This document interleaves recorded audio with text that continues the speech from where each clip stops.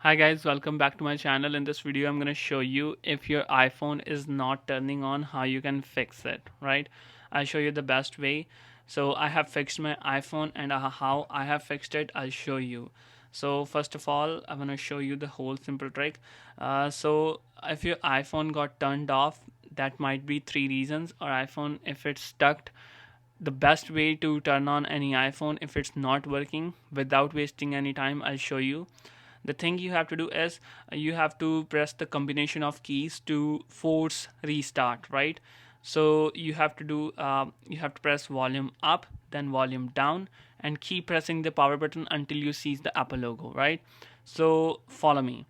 One, two, and three. So make sure you do, and you keep pressing it for at least 15 to 20 seconds until you see the Apple logo. So when you see Apple logo, you have to release it. So make sure you do it. So first click volume up, volume down, and keep pressing the power button. So if you let go the power button but you still don't have the Apple logo, your phone will not boot. So make sure you do this gently, or do this, like, do the due diligence, right? So you have to use this full trick, otherwise this not gonna work.